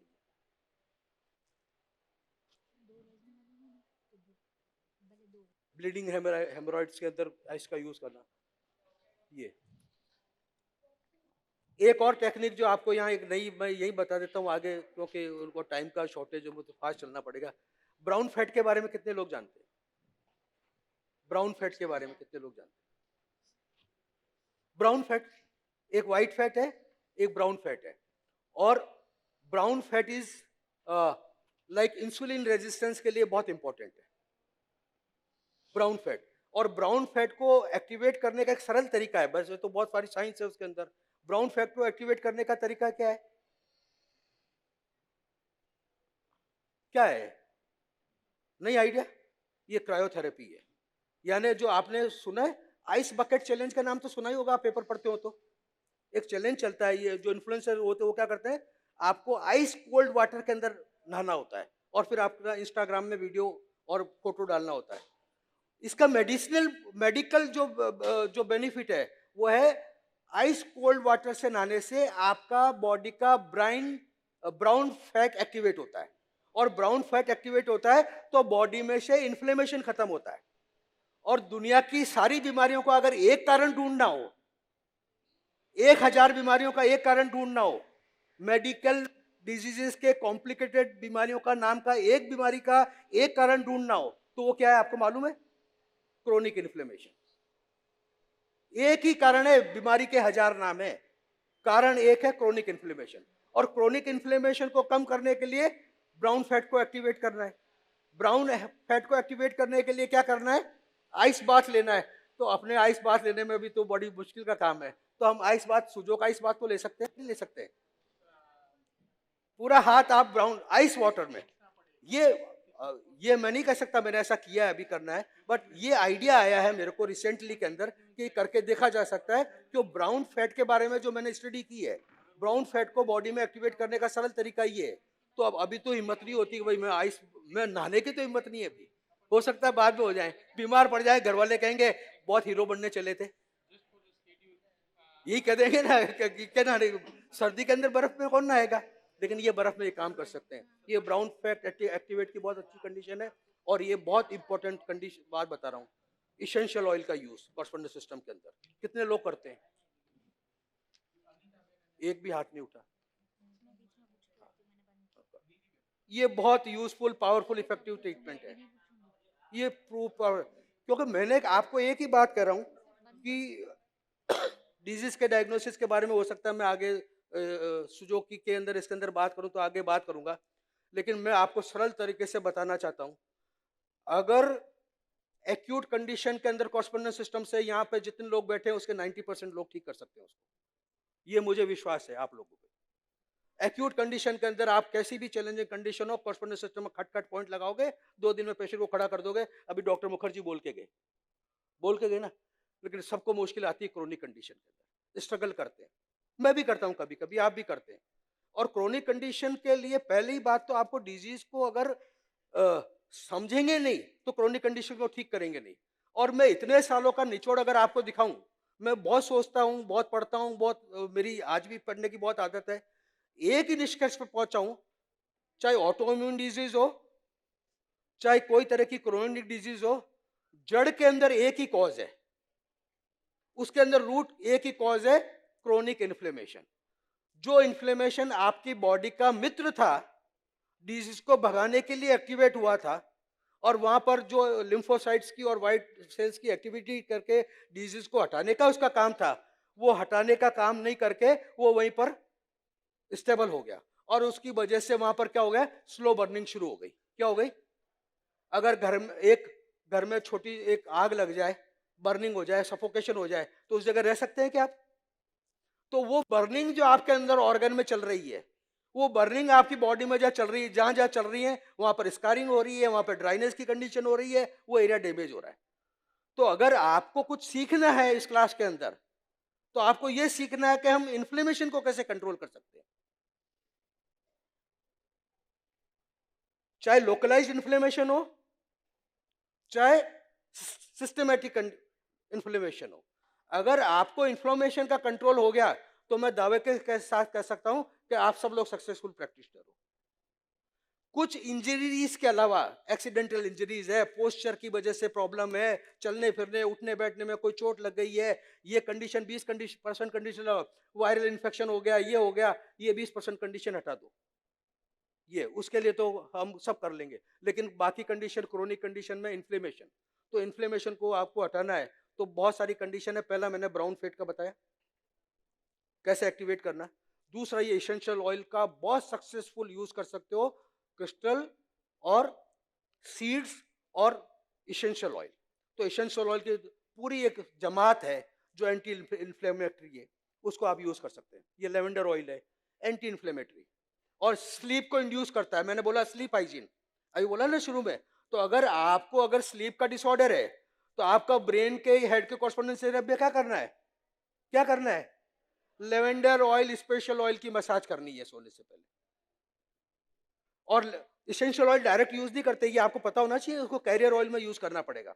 उसकी तो 2 ड्रॉप डाली जाती है खाली। आप कोकोनट ऑयल में या जो भी कैरियर ऑयल है, कोकोनट ऑयल बेस्ट है इंडिया के अंदर। कोकोनट ऑयल के अंदर 2 बूंद 4 बूंद जो क्वांटिटी के हिसाब से एसेंशियल ऑयल की डालो और आप उसको यूज करो। तो स्लीप इंड्यूस करने के लिए लेवेंडर ऑयल मेडिकली इसके ऊपर रिसर्च टेस्टेड है। ये ऐसा नहीं कि ये खाली अपन ऑल्टर मेडिसिन लोगों का थॉट है, इन लोग इस चीजों पे काम हुआ है। ट्री ऑयल, एक्ने है किसी को, बहुत बढ़िया काम करता है। कॉरस्पोंडेंस एरिया, खोली कॉरस्पोंडेंस एरिया, आपको जो पैक लगाना है वो यहाँ लगाना है, ब्यूटी पैक यहाँ नहीं लगाना है। जो मेकअप का वो लगाए ना फेशियल पैक, वो फेशियल पैक अपने चेहरे पे लगाओ और देखो। पर लिपस्टिक चेहरे यहाँ नहीं लगा सकते, लिपस्टिक यहीं लगानी पड़ती है। आप ये कर दो लिपस्टिक यहाँ लेके घूमो और क्लास में घर जाओगे तो हस्बैंड कहेंगे ये क्या है, कि नहीं सर ने आज बोला था कि जो यहाँ करना है वो यहाँ करो। वो कहे कौन से सर है, इसको लेके आओ इधर। लिपस्टिक की जगह, लेकिन ट्रीटमेंट का पार्ट यहाँ कर सकते हैं। तो ये इसेंशियल ऑयल्स हैं अलग अलग, सबकी पूरी इफेक्टिव है सब तरीके से। और सबसे बड़ा बात है हर्ब्स का यूज करना। हाँ, हर्ब्स का यूज करना, हर्ब्स का यूज करना। और ये जो इम्पोर्टेंट है, ये भी मैं एक मेडिकल जर्नल से ही मैं उठाया हुआ मेरा है, ये मेडिकल आर्टिकल से। कुरकुमिन यानी टर्मरिक जिसको हम कहते हैं हल्दी, ये बहुत उपयोगी मानी गई है बहुत डिजीज के अंदर। लेटेस्ट जो रिसर्च होता है, जो एंटी डायबिटिक जो मेडिसिन के ऊपर जो काम हो रहा है, उसके ऊपर कुरकुमिन का सबसे बड़ा रोल है। और हम तो जानते हैं, हमारे तो दादी माँ के नुस्खे में हल्दी मौजूद है। एंटी इन्फ्लेमेटरी से बड़ा कोई है ही नहीं इंडियन हर्ब के अंदर। एक तो जिंजर ले लो या जो सौंठ, और दूसरा ले लो हल्दी। सौंठ और हल्दी दो तो हम तो बच्चा बच्चा जानता है। तो इसका कॉरस्पॉन्डेंस इफेक्ट, और इस पर रिसर्च हुई है। लूपस जो एक क्रोनिक डिजीज है, ऑटो इम्यून डिजीज है, उसके ऊपर कुरकुमिन का बड़ा अच्छा उपयोग माना गया। ये मेडिकल एक आर्टिकल से उठाया हुआ कंटेंट है। तो हर्बल जो एलिमेंट है उसका कॉरस्पॉन्डेंस पे यूज कर सकते हो। आपको डायबिटीज है, लीवर और पेनक्रियास, एक्सिस है वो आगे लीवर और पेनक्रियास, तो उसके ऊपर आप हल्दी लगाओ। हल्दी की मतलब ऐसा हल्दी के छोटे टुकड़े लगाओ जिसको आप स्टिमुलेट भी कर सको। सूखी हल्दी है, उसके छोटे टुकड़े करो, उसके ऊपर लगाओ, उसको स्टिमुलेशन भी करो, ओवरनाइट छोड़ भी दो। तो इस तरीके से ये ब्लैक पेपर का तो उदाहरण मैंने आपको कितने बताए। मैंने कई डॉक्टर्स के टॉन्सिल्स ठीक किए खाली ब्लैक पेपर लगा के ओवरनाइट। डॉक्टर्स का टेस्टिमोनियल है, इतने तरीके से काम करता है, एंटीबायोटिक से ज्यादा काम करता है। तो लोकल एक्यूट इन्फ्लेमेशन हो तो आपके लिए ब्लैक पेपर, और क्रोनिक इन्फ्लेमेशन हो तो टर्मरिक। तो ठीक है, यहाँ से मेरे पास बहुत सारे बाहर बुलावे आ रहे हैं, मेरा प्रेजेंटेशन थोड़ा है, लेकिन मैं कल कोशिश करूंगा। मैं एक जरूर आपसे आज लिम्बिक ब्रेन के बारे में बात करना चाहता हूँ, लेकिन वो टाइम के कंस्ट्रेंट की वजह से आज नहीं, वो थोड़ा कल करेंगे। कल थोड़ा सा मुझे टाइम आप लोगों को ज़्यादा देना पड़ेगा सर, थोड़ा सा।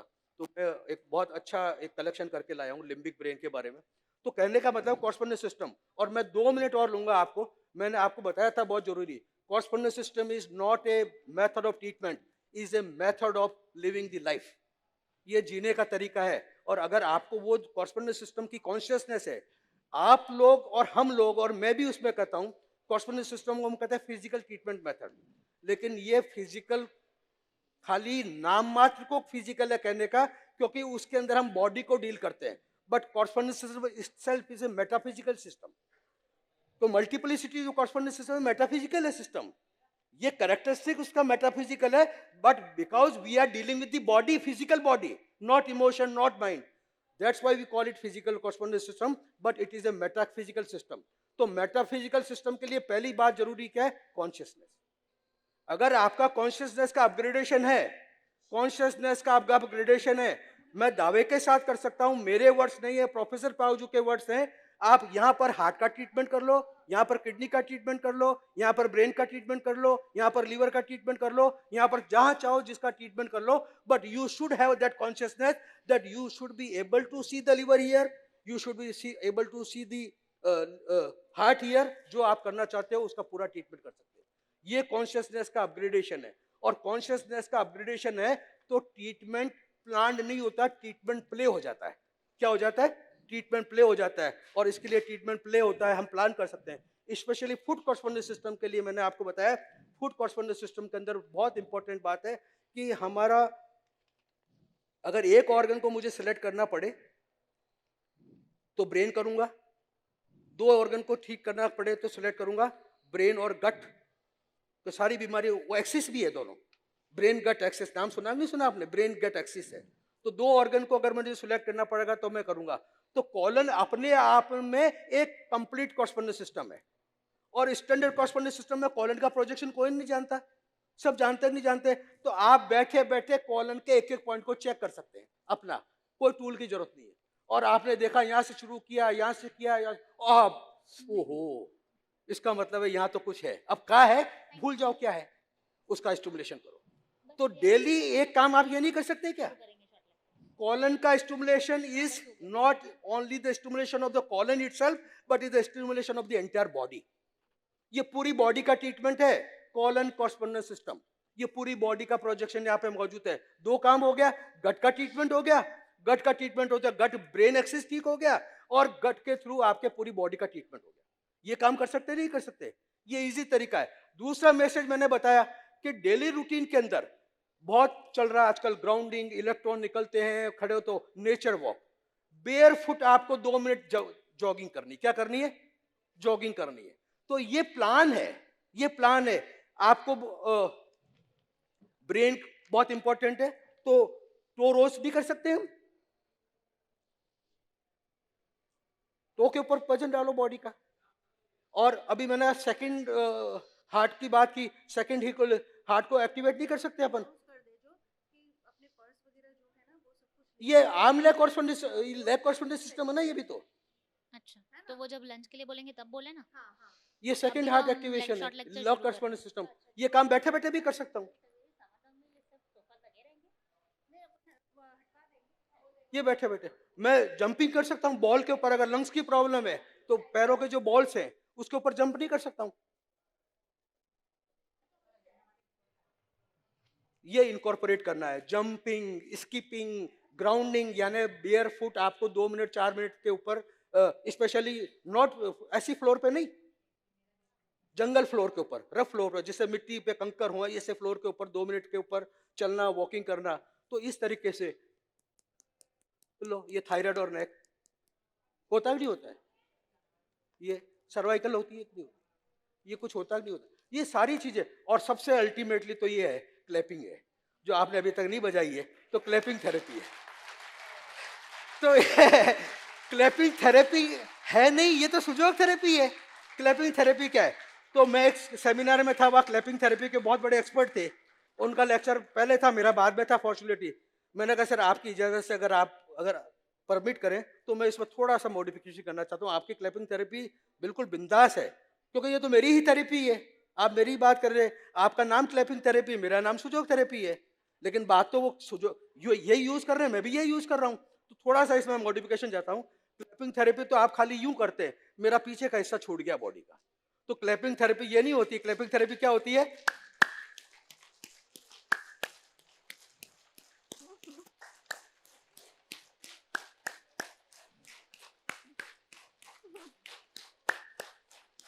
अगर इमीडिएटली कोई इफेक्ट करना तो क्या कर सकते हैं, ये कर सकते ही कर सकते हैं।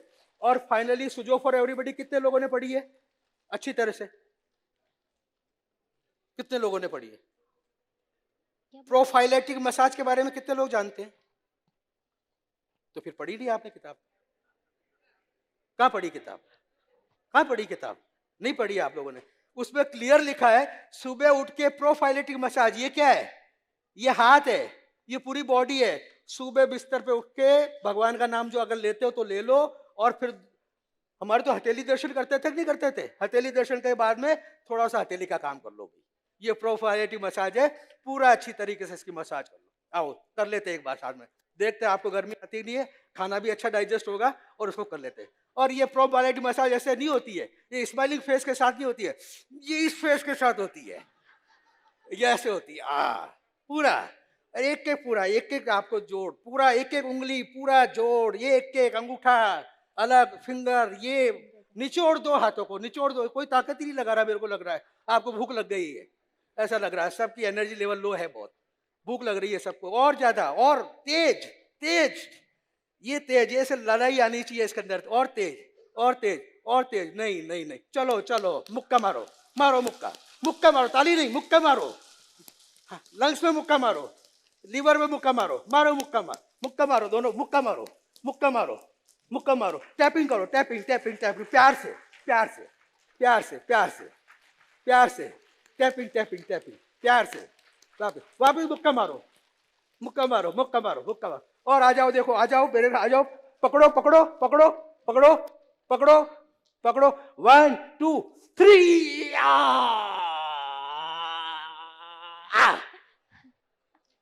देखो ये होती है prophylactic massage. Thank you very much. और बात करेंगे कॉर्सपोंडेंस सिस्टम पे। जादू है कॉर्सपोंडेंस सिस्टम, करते रहो और सीखते रहो। Thank you very much. Thank you so much, sir, for your wonderful session. With this knowledge, we will upgrade our consciousness and will be able to achieve easy and fast result in our Sujok journey. Thank you. I hope आप सब enjoy तो कर रहे हैं। पूजा हो थाली में, पूजा हो मंदिर में तो थाली भी चाहिए, पूजा हो मंदिर में तो थाली भी चाहिए, और हो जाए नॉलेज सेशन अशोक सर का तो ताली भी चाहिए।